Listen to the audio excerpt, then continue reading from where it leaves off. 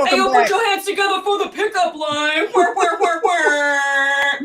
Oh, I wish I could make that noise. I can't. If I did, I would do it out of key. Hey, everybody. Welcome back to the pickup line. I'm Hannah Vaughn.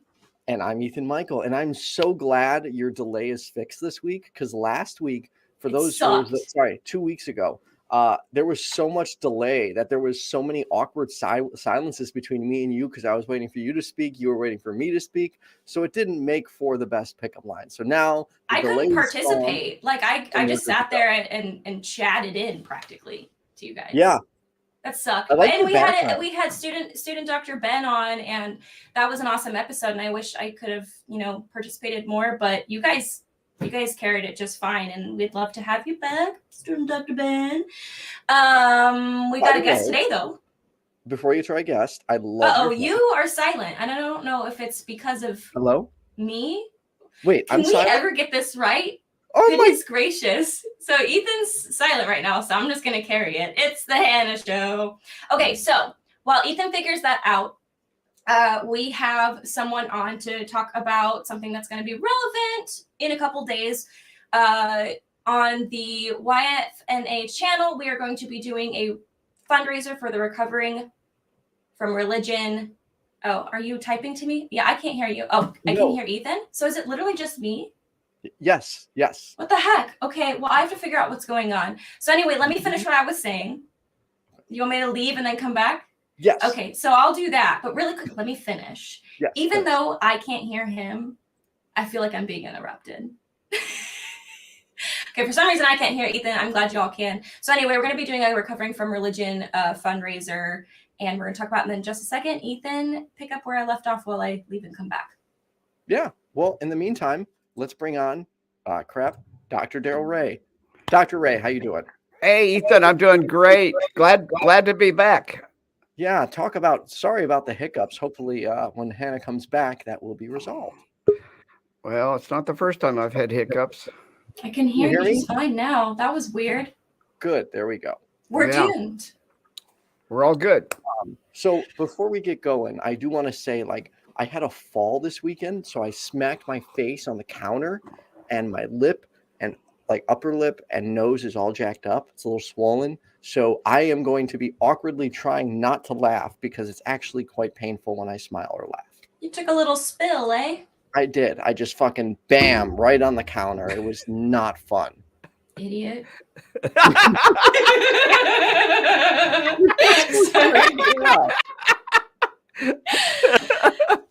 Dr. Darrel Ray, I've missed you, and I've missed your laugh, and we're so happy to have you back. Yeah, I'm glad to be back. I haven't seen you guys since the excursion, have I? No, I haven't seen anybody since the excursion. We had a Faithless forum, so I got to reconnect with some people, and then there's some people from the excursion that I've met up with since then. We've kept in touch. When you go to this excursion, you make lifelong friends. I swear, it's awesome. Yeah, it is. It's an amazing event, not because of what goes on there. It's because of the connections, with or without COVID. It's really fun to meet other people who share that in common. Especially getting to meet all the people that you've only known online.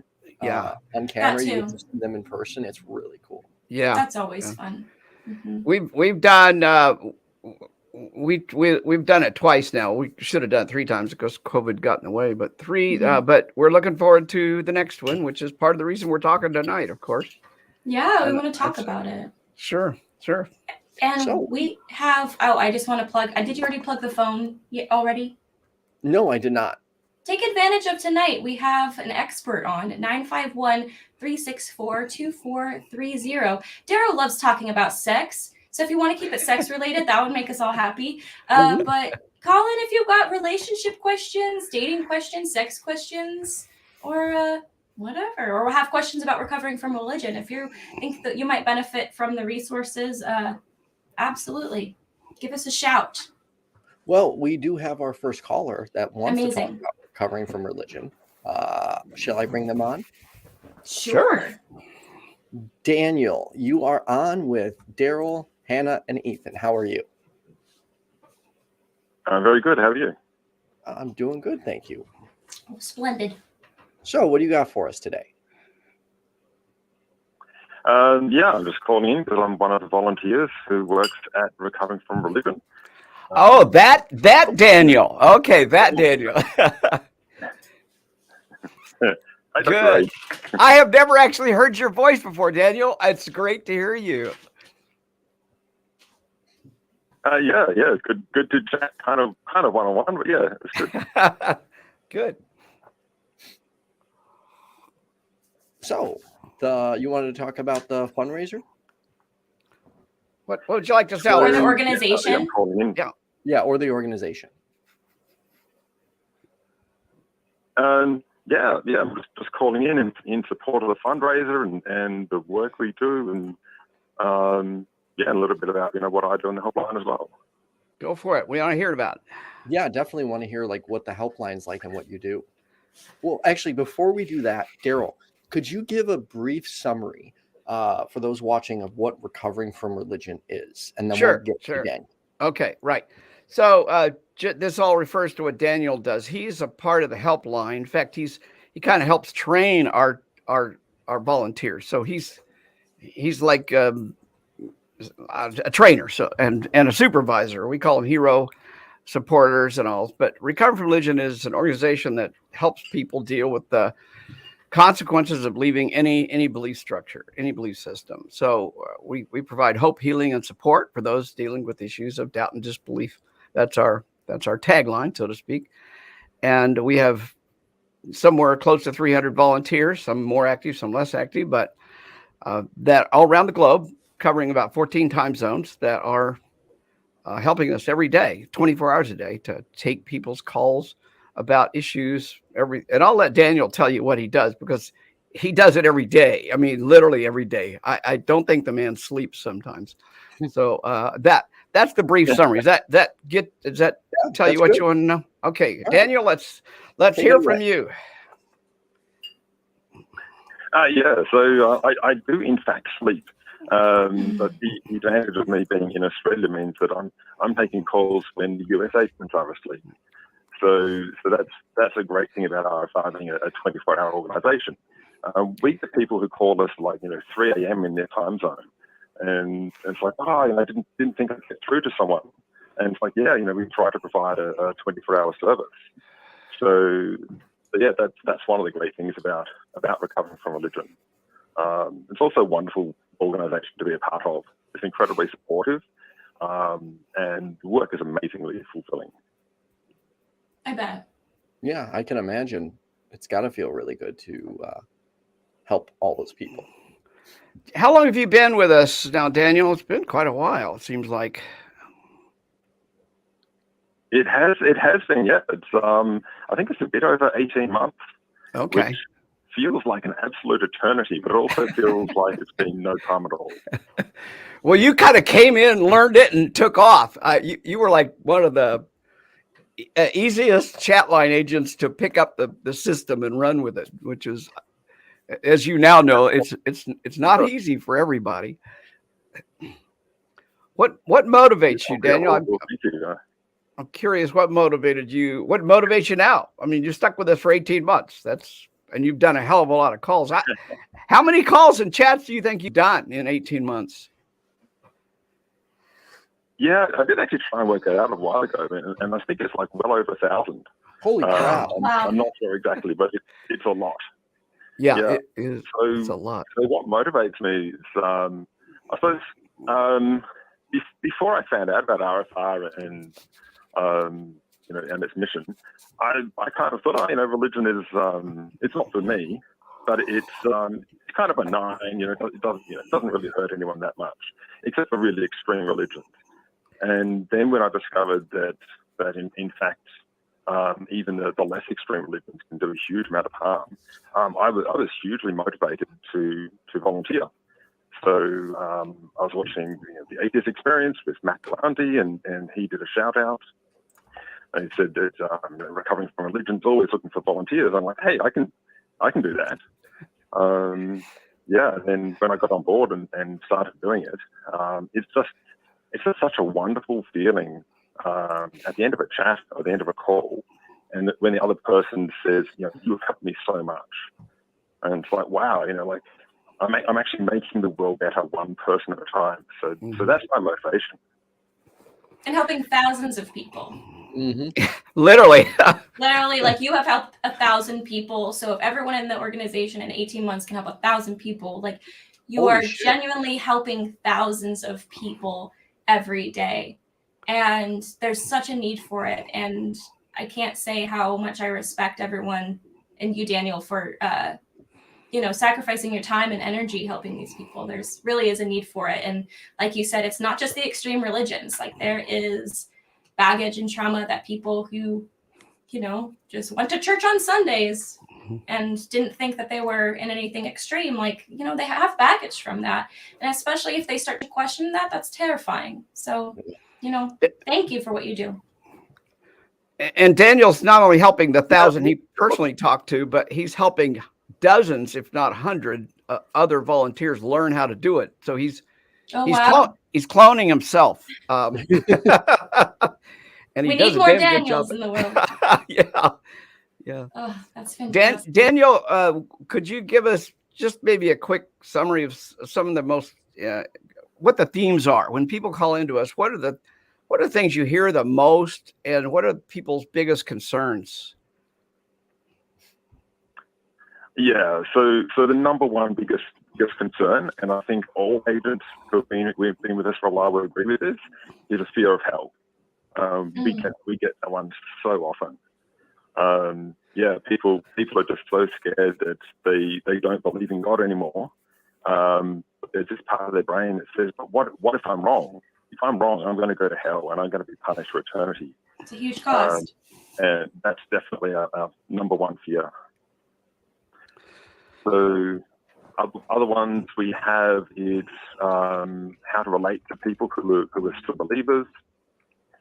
So we get a lot of calls from young people who are still living at home, and they no longer believe, but their parents still do. And if their parents find out that they believe, then they insist on dragging them to church, and they try to reconvert them and all that sort of thing.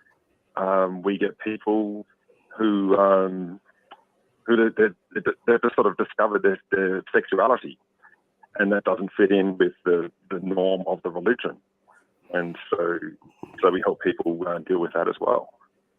Do you get people who are still believers but are struggling with their sexuality? Or are they typically kind of they're not sure, kind of in like deconstruction mode because of that? Yeah, so the majority of people who call in are either already non-believers or are very heavily doubting. But we do get some people who are still religious, and they have issues from their religion. They have no intention of leaving their religion, but they want to have those problems solved, and we can help them with that as well. So we don't convert or deconvert or anything like that. We just want to meet people where they're at, and give them the resources that will best help them. Yeah. Yeah, I think that people might have this misconception that, if I call into recovering from religion, and they're going to try to convince me not to be religious. But I think something very important to note is that, your volunteers are definitely meeting people where they're at and just offering support for the moment of time that they're experiencing. Yeah, absolutely not. We don't deconvert. And I actually remember a chat I had a very long time ago now, and afterwards the chat basically came on wanting some sort of quote unquote Christian advice, and I talked about stuff that's relevant to everyone, not particularly to Christians, relevant to Christians as well. And at the end of the chat, they thanked me for giving them such a good talk that was grounded in their religion. And I'm like, okay. I was just talking to you like a person. If you want to interpret that through your religion, that's completely fine. I remember that chat. That made everybody was watching that chat, if I recall. It was about almost a year ago, I'm guessing, and it was kind of funny to watch because that's a very unusual kind of a chat. But Daniel just took it like any other chat, and so we don't care. All we want to do is help. We'll even help you find a church. We've got some references. We can say, well, go look at this questionnaire and decide if maybe there's another religion that fits you. I think it's important. People can't work through their issues if they feel pressured, or if we've got a hidden agenda. I mean, that's what religion does. Religion's always got the hidden agenda of trying to convert you or make you do shit, So that's why I've never converted. Everyone's trying to get me to convert, and I'm like, I don't want to do it if I feel like I have to. Yeah. That's what it all comes down to. I'm only an atheist because I'm trying to rebel. It is so hard not to smile really right good now, point. by the way. Like, it's like every time you guys smile and laugh, like, yeah, it sucks. It hurts. I'm so sorry. I should have taken some ibuprofen before we went live, so I could, Yeah, you should have. do facial expressions. Anything else, Daniel, that you'd want to share before we move on? Yeah, just touching on what you said just now. Yeah, what we do is we provide a safe place for people. So, we listen to people who maybe have never been listened to before. We provide a safe place where they can say what they need to say without fear of judgment. And, for many of these people, they've never experienced anything like that before. And I think that's one of the things that makes Recover from Religion a truly great organization. Agreed. It really is. Thank you for everything Daniel. you do. Yeah. And maybe when I start training, I'll get to train with you. You could ask for Daniel, and then we'll tell Daniel, give you an extra hard time. We want to make sure you know what the fuck you're doing. Yeah, that's true. I definitely want to know what I'm doing. Thanks, Daniel. Appreciate you taking the time to call in. Thanks for calling, Daniel. Yeah, you're Thank welcome. you. Okay. All right. See you later. All right. Okay, bye. Could we perhaps expand on what religious trauma is? Sure. Let's go back. Let's go clear back. That's such a big question. Yeah. Well, I don't know how to draw the boundaries on this one because I could talk all night about it. But I just everybody we know what PTSD is. It's been in the news. It's a diagnosis now with a DSM-5 that wasn't there 30 years ago or so. There's been a lot of research and stuff going clear back to the U.S. Civil War. We know that war causes brain problems with people. If a bomb or our piece of artillery goes off next to you, it might cause some problems. Or if you see your buddy get blown to bits, it probably cause some problems. And in the Civil War, this was called soldier's heart. They literally had a word for it. In World War I comes along, and they call it shell shock. Shell shock, that's what I knew it as. Right. And then World War II comes along, and they call it battle fatigue. Every war seems to have a name for this, but they didn't understand what it was and what was going on until after the Vietnam War. Men were coming back with these symptoms, and the medical societies, the medical world didn't know what to do with them. They clearly had something wrong, but we had no idea how to treat it. Then along comes the wars in the Middle East, Iraq, Iran, and Afghanistan. Soldiers are still coming back with these. And finally, the federal government decided to put a lot of time and money into researching so that they could figure out how do you treat men and women when they come back from war if they display these symptoms. And as a result of that, a lot of money went in from about 2005 or 6, clear up until today, into researching this. Well, the beautiful thing that happened is we now have CT scans and MRIs, fMRIs. We've got ways to look at the brain. And so we can now see that this, they used to say, well, he just doesn't want to go back into war, or he's a coward. They literally would shoot people because they wouldn't go back into the battlefield when they had PTSD.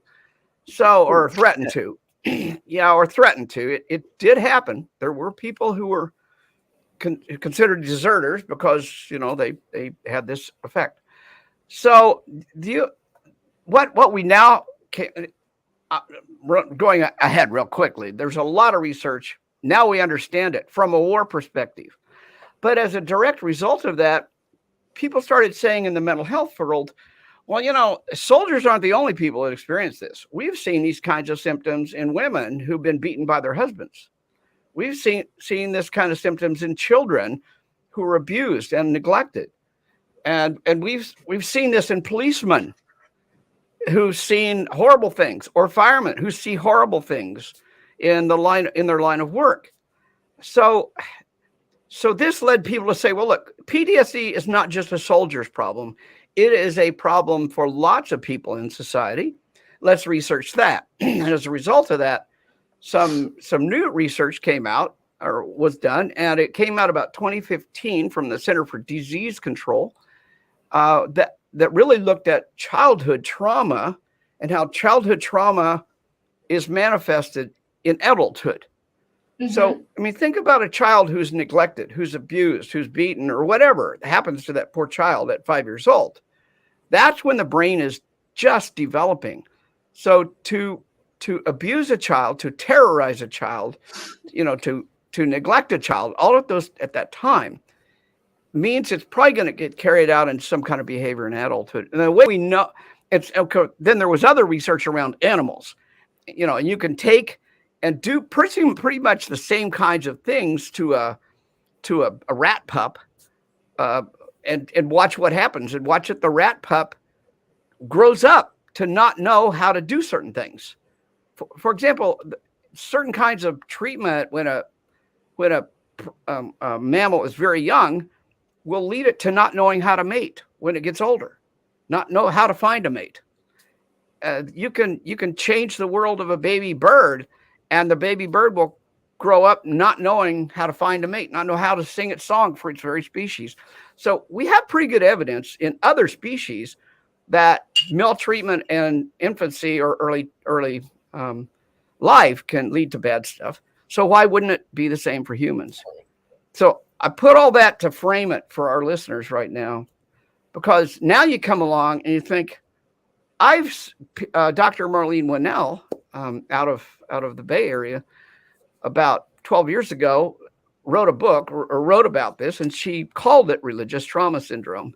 And the reason she did it is because she saw in her own practice, she's a psychologist, in her own practice, she kept seeing people come in that appeared to have PTSD symptoms that fit the diagnostic criteria of the DSM.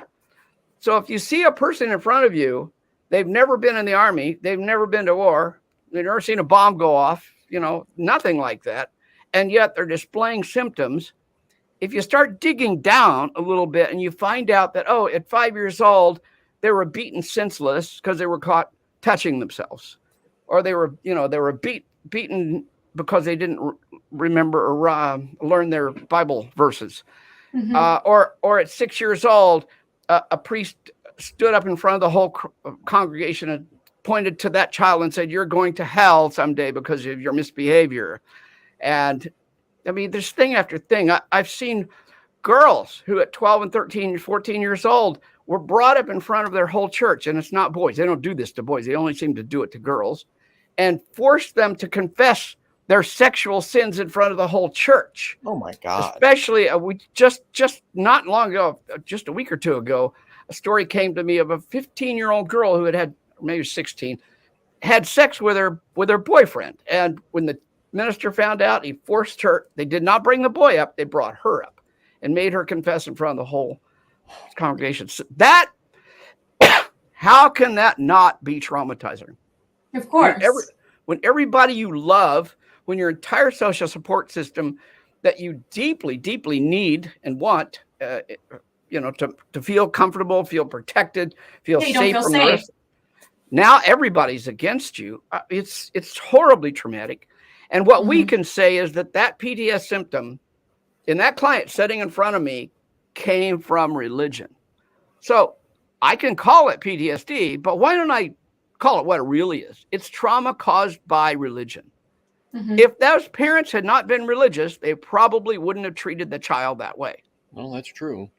So here's the thing. A lot of people object to the notion of religious trauma because it's not in the Diagnostic and Statistical Manual, the DSM that we use to diagnose people.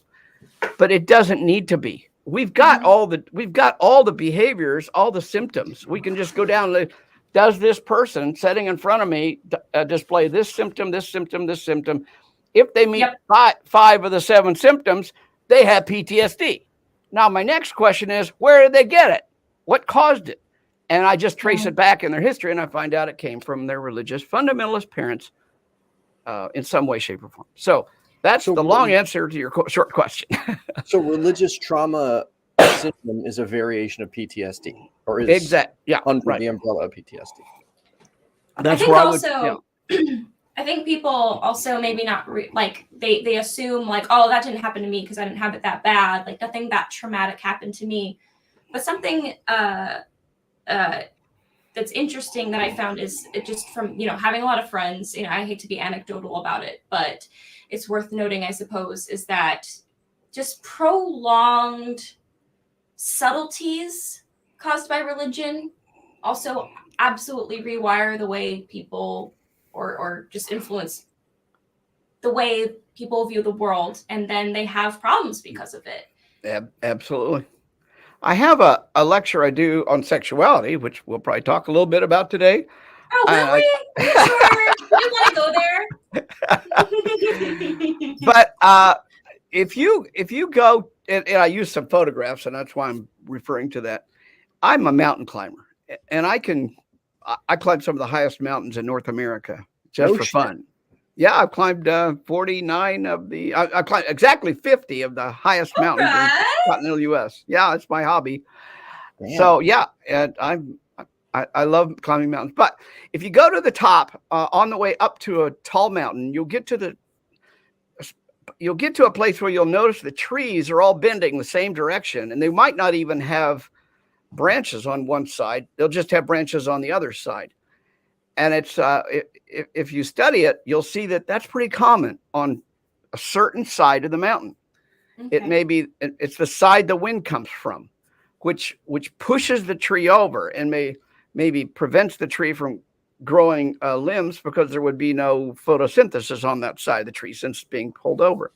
So you can see the whole tree is being probably pushed a little bit half of the days of the year by the way the wind blows up and over that mountain. And that goes back to what you just said, Hannah. A child, the subtle pressures that religion puts on a child does the same thing. It slowly but surely pushes the child in a specific direction. And when I wrote my book, Sex and God, the subtitle of that book is How Religion Distorts Sexuality. And that's what religion is doing by slowly pushing and pushing and pushing, punishing and criticizing and shaming and guiltifying you. The message finally gets through and the brain adjusts. Yep. And then that messes up with the person's sexuality and can mess it up for a lifetime if they don't get treatment. So you get people who are scared shitless of masturbating. Well, it's about the most normal thing any human being can ever do. I used to feel guilty. I used to feel very guilty masturbating. And I would think like people were looking down on me. Why are you giving me a thumbs up? Because you said masturbating and you only hesitated for like a millisecond. I am so much more comfortable talking about sex now. There was a hesitation, but it was like a millisecond. I can say masturbate anytime, anywhere now. Thanks to you. You can say it. He doesn't masturbate anytime, anywhere. He says masturbate anytime, anywhere. So I'm sorry. You're fine. So how do people get out of this? Do they just prescribe them a wank? Go home and masturbate, you fool.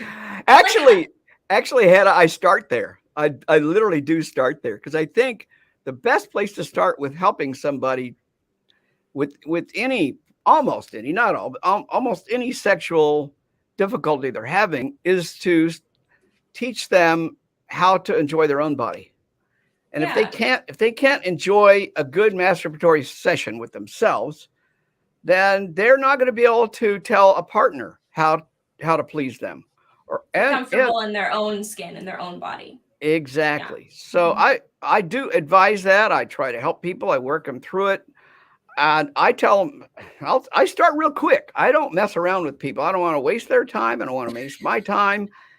And I'm once I understand what their goals are, and don't get me wrong, I don't just jump in and say, "Oh, you got to masturbate more." I don't do it that way. But I listen to them, and most of the time, that it leads back to how shamed they were about their body. And that's what purity culture does. It teaches you to be ashamed of your body, ashamed of your natural urges. And what's a 12-year-old going to do with their sexuality if they can't masturbate? I mean, it's probably going to lead to other kinds of behavioral problems. I mean, that energy in a 12, 13, I know what I was like when I was 12 and 13. I could masturbate anytime, anywhere. Yeah, I was a hornball, man. And most kids are, male or female or anything else. So we are asking children, and here's an interesting thing. We are asking, as a culture, our children to do what we cannot do. Because those adults that are saying don't masturbate are themselves masturbating. That's right. No, it's true. Yeah. that priest who's standing up in front of the cathedral on mass every Sunday morning and saying don't masturbate probably jerked off that morning before he went to do the mass. It's just that simple. And if he didn't, he would be the exception to the rule. We know that about 95% of males, period, whether they're a Catholic priest or not, masturbate or have masturbated or will masturbate. It's a universal. It's as close to a universal biological thing as we'll ever probably see. And the other 5%, maybe they're asexual, which is nothing wrong with that. That's perfectly normal being asexual, but it's a tiny portion of the population. Mm-hmm. And of that 5%, only 2 or 3% are probably asexual. The other 2% that are left over, the 5% that never do it, are people who have been terrorized by their religion into never touching themselves. And I have found those people. I've met those people, and they're miserable. And I will just give you a quick story. I was dating years ago. I dated a Catholic woman, very attractive, really, really got into her. And I noticed that we'd be, fucking like bunny rabbits, and she seemed to really enjoy the sex, but she never touched herself. Never. And I mean, even if I would kind of encourage her, show me where you like it, show me what feels good, never would touch her. So one day I sat down and had a little talk with her. I said, are you afraid of touching yourselves? Oh, yes, I'm very afraid. Have you ever masturbated? Oh, no, I have never masturbated in my life. This is a 50-some-year-old woman who has never masturbated in her whole life. In her 50s? Yeah, in her 50s. So we had to do a little masturbatory training, I guess you could say. But Ayo.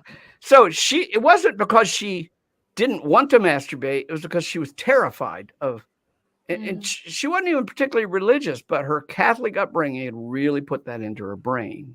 Well, yeah, we're taught that your body is something to cover, something to be. Well, I mean, they say, "Oh, your body's a temple," but it's like, okay, well. What they really mean is that your body's an enemy, and you got to keep your gun trained on your enemy. Yeah, basically. It's a horrible way to raise children, and it's what happens in childhood. Though there's something a lot of people probably have never heard of this, but we'll go back to other species. If you hatch some eggs, a doctor, I believe at Tinbergen, and back in the 1940s or 50s. Created this experiment with several different species of waterfowl, ducks, geese. I'm not sure which ones. And he took the mother and put her somewhere else, and then he incubated the eggs. And when the eggs hatched, he was present. So when the eggs hatched, the first thing they saw was him moving around. Oh. Now and he walked around, for a few hours, and the little ducks, the little waterfowl babies, followed him everywhere. When he was finished, only after about 4 or 6 hours, I don't remember how long, he goes out and gets the mama duck or goose and brings her back in, and he leaves. And the babies could never follow the mother. They never, ever followed that mother, because there's a window in time in the waterfowl brain and many other species where the baby has to bond with its mother. And nature and evolution are pretty frugal. They don't try to do, evolution doesn't do any more than it has to. So what evolution says is, hey, baby, once you chop your way out of that egg, look around, and whatever's moving, that's probably your mom. So just follow that. Yeah. And so they follow. That's how babies get bonded with their mother. It's called imprinting. Right. Well, we humans have got imprints on our own brains. And there's a lot of evidence that human babies imprint, and they imprint beginning with, for the waterfowl baby, it's whatever's moving, that's your mom, okay? You could create a fake mother goose with feathers on and walk around, and those babies would bond to that. Well, wow. the same, when a human baby is born, the human baby has got a facial recognition system. Its eyes are not well developed. It can't see very well, but it has enough eye flexibility to make out a round oval with eyes, nose, and a mouth. That seems to be genetically programmed right into our brain. Babies know to look for that shape. And then the baby says, okay, the brain of the baby starts saying, okay, that shape seems to be coming here. And then the voice comes in, and we've got a lot of evidence that infant babies respond to the female voice much better than the male voice.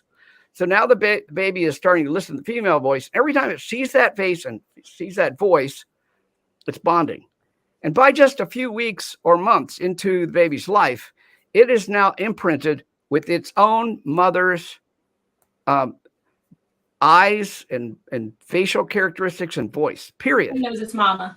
And the interesting thing, it goes the same in reverse with the mothers. A mother is imprinted with their baby's cries and voice and face. In fact, if you put a mother on, some machines that'll test what's going on in her brain and her heart rate and all, and you show her an infant baby of the same age, but not hers, on a video, and then show hers, you'll get a totally different response. So it goes both ways. Now, why am I telling you about imprinting? I'm telling you because we get imprinted at very young. And when a 3-year-old is told you are going to hell, you're going to burn forever, that gets burned into their brain. When a child gets spanked severely or disciplined or shamed because of natural sexual behavior. I'll give you an example. I was 5 years old when my youngest brother, who was 5 years younger than me, was getting his diaper changed by my grandmother. He was only like maybe 6-8 weeks old. I don't know, not very old. But I'm watching this. He reaches down and touches his penis while she's changing his diaper, and she slaps his hand away from his penis. He probably doesn't remember that, but I do. That was a clear message that your penis should never be touched from my grandmother. Yeah. Thankfully, I didn't take that lesson too seriously. But what if that was a regular occurrence? And what if it had been done to you? And what if constantly, as you said earlier, that religion was constantly being subtly but consistently pushed in that direction? You're going to have problems when you grow up dealing with your own sexuality. So long answer, but I could talk about this all day. No, it's true. Yeah, and for those of you wondering why a kid was touching another, like touching a penis, it's because kids do that shit. Like, I don't know how else to tell you. Like, people, what? I'm like, hang out with kids for like 5 minutes. They're like, they think they're curious creatures. My partner is a preschool teacher. She's got I was for a while. 3 and 4 years old. Well, you met Barb when you came to she was in the kitchen most of the time. And one of her biggest problems is how to keep the kids' hands out of their pants. Oh gosh. Kids are always touching themselves. It feels I good. have a little quick side note on that note. One of my students back in the day, I'm not a teacher anymore, but okay. Little boy comes to me and says, hey, guess what? So-and-so just peed their pants. He's talking about a girl. We'll call her Sally. He goes, Sally just peed her pants. I said, are you sure? And he goes, yes, I just saw her penis. I was like, Oh. I I mean, I'm all for it. Like, some girls have penises, but when they're like a little baby, it's like I don't think you saw her penis, honey. Yeah, right. Kids are fucking funny. They are. They do when we're the silliest shit. Dave Warner from Dying Out Loud. Go check out his channel. Wonderful person. Oh, hey, Dave. Hey, Dave. Good to see you, man. All right. He says, Christians, you can masturbate as long as you don't lust. Oh, there you go. There you go. All right. Just don't think. You can lust as long as Dave. you masturbate. Dave is like one of my greatest friends. I love the guy, and well, you know, he was at the excursion. I've got his. Wait! I don't have to go get it, Dave. Okay, so I've got Neil the 604 Atheist, but I also have. What would Dave do? Yeah, what would Dave do? Carpe the fucking DM from Dave from Dying Out Loud. Oh, that's funny. Yep, you can go to daveoutloud.com. We're doing a quick little plug. Little plug for Dave. Go for it. Go for it. Yeah, daveoutloud.com. And if you go to Dave Warnock's YouTube channel, you'll see the show I produce every single Monday at 7 p.m. Central. 6 p.m. Central. That GD show. Each week they have a different guest on. They talk about a lot of great topics, and it's a call-in show as well. So I highly recommend checking it out. And check out his book. Yep. Oh yeah, he's releasing a book soon, right? Or was it? No, it's already out. Yep. Anyway, I've read it, but I read it before it was published. I think it's out. You got the VIP treatment. Well, I get people sending me. I get a lot of manuscripts that I don't want to read. I'll tell you that. But this one. About 4 out of 5 things that are sent to me probably shouldn't have been written. They're just not that, or whatever reason. But I'll tell you, Dave's was well worth it. He has a real different angle on his story. Yeah. I mean, there's a lot of Drew Beckius has a good book out on, his transition out of being a minister. And I like Drew's. One of the few books that I've endorsed was Drew's and Dave Warnock's. But anyway, that's another story. I do think the value Dave brings is Dave saw the need for people to talk out loud about dying. And I'm so in admiration of him. I'm still glad he's around. I'm still glad we've got him. I hope we have him for a long time. We're going to hold on to him for every last minute. Yep, absolutely. Yep. So you brought something up, Darrel. It's a little off topic. I don't want to spend a lot of time on it, but I do have a question. How do you feel about spankings? They're a pretty damn bad idea. What it tells me is the parent has very little creativity. And they probably are programmed by their own religious background, their own parents, spare the rod, spoil the child kind of ideology, which is horrible. There is nothing evidence that spanking does anything except create more problems. So I have very few opinions, but that's one of them. You don't have very few opinions. Are you kidding me? Let's talk about circumcision, Darrel. I was spanked as a kid. I don't really it's different when you grow up with it, and there's people who go, I was spanked and I turned out fine. And I'm like, yeah, but have you ever gone to therapy? Because you'll find out otherwise, I'm sure. Yeah. Well, I mean, I'm sure there are people out there that were spanked and they don't see any results or any consequences in adulthood. Well, people walk around not realizing that they don't recognize, oh, I do this because of that. They just think, oh, it happened to me, so therefore it's normal. And it takes viewing it from an outside perspective and really I don't know how to explain it. It's just when you start to talk to other people and realize and really analyze the way you are interacting with others and the way you view yourself, it does wonders. And you realize oh, I did this because this happened to me. Right. Yeah. And it's a very scary process sometimes. It's not fun to face and go oh crap, I'm not perfect. What? It's a really scary thing to confront, but I really admire people who are able to do that. Not that I'm trying to toot my own horn or anything, But like, if you're able to really confront the things that freak you out about yourself and your upbringing and the things that you think are normal. Like, well, there's so many ways to help a child learn. Spanking doesn't give a positive message. It gives a negative message. It doesn't tell you what you should do, what would be better. It just says, if you do this, you'll suffer. Yeah. And most children, until they're probably 14, 15, 16 at earliest, still don't understand. You can't logic a kid. You can't reason with a kid. Right. Well, come back. You can logic and reason with a kid if you teach them how to do that.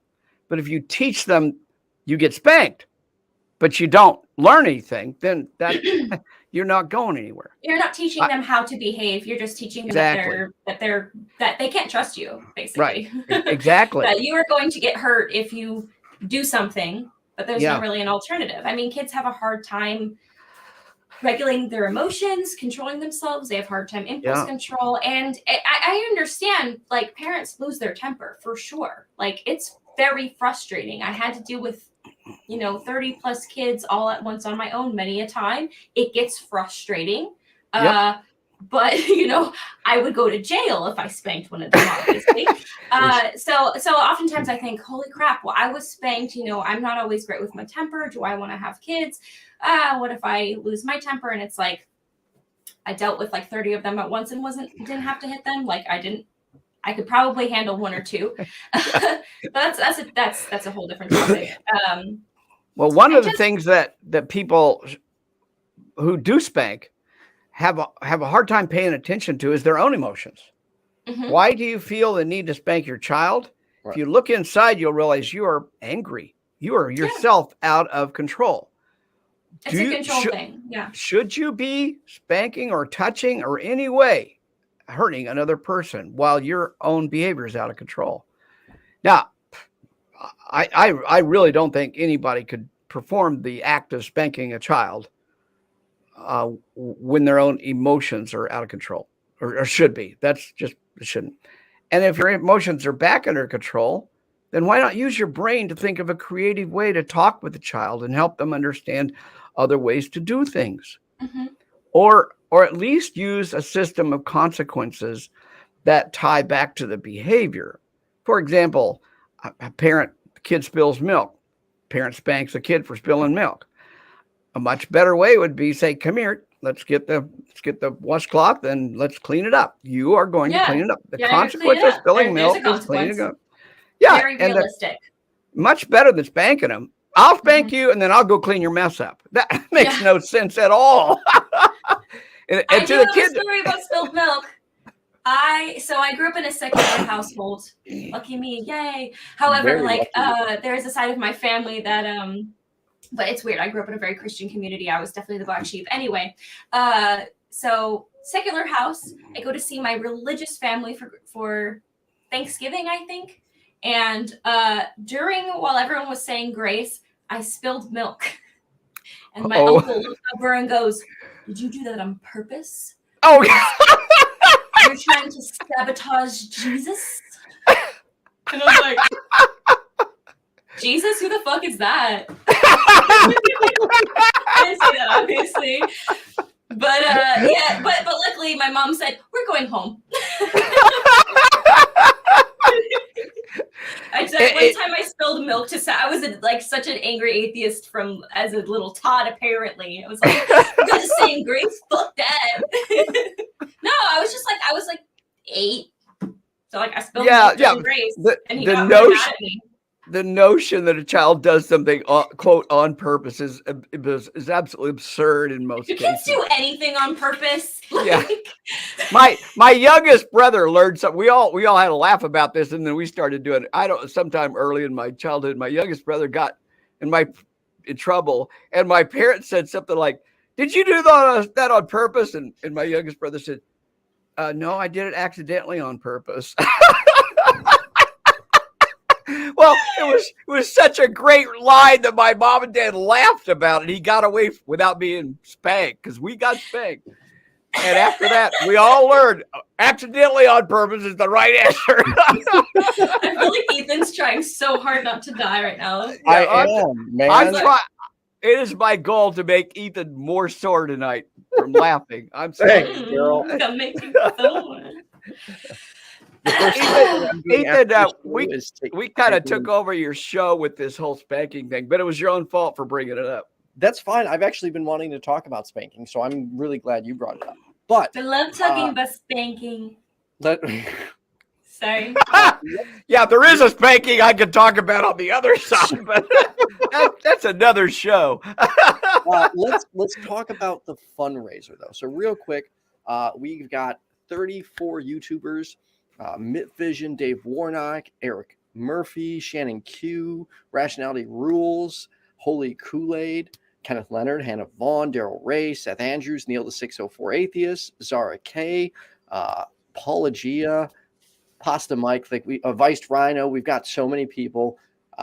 Couldn't be more excited. It is this Saturday at 6 p.m. Central. It goes till 10 p.m. It's a 4-hour long stream, and we are trying to raise $10,000 for recovering from religion. So, Darrel, how will this money help out? Well, first of all, we use it to the word just blew my mind. To subsidize, subsidize our excursion.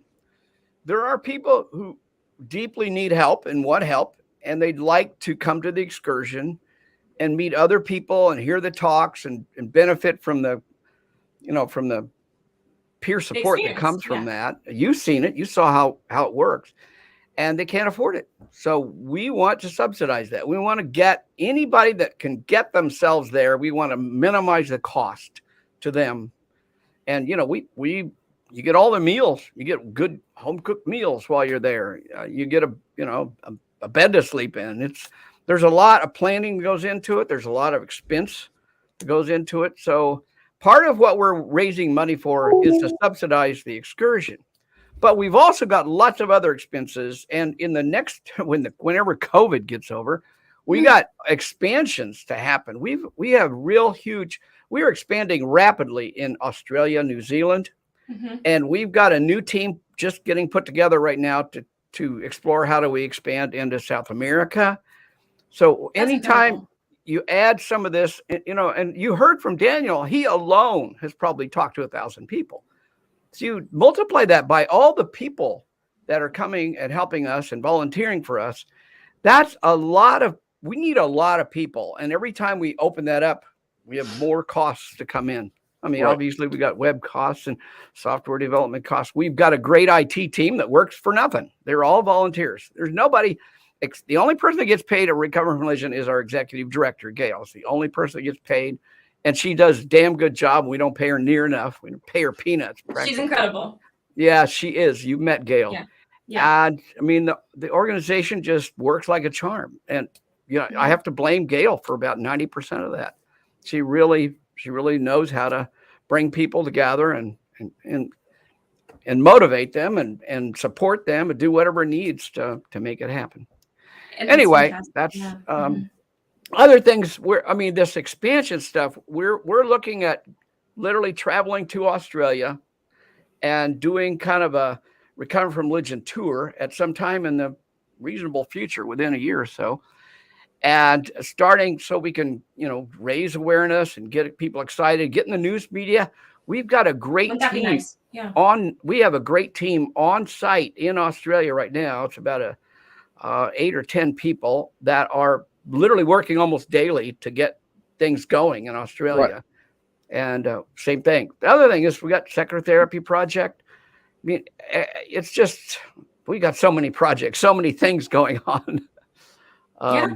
But main reason we started the fundraiser was to help us subsidize the excursion so more people could come and to supplement and subsidize what we've got to do to get these expansions going.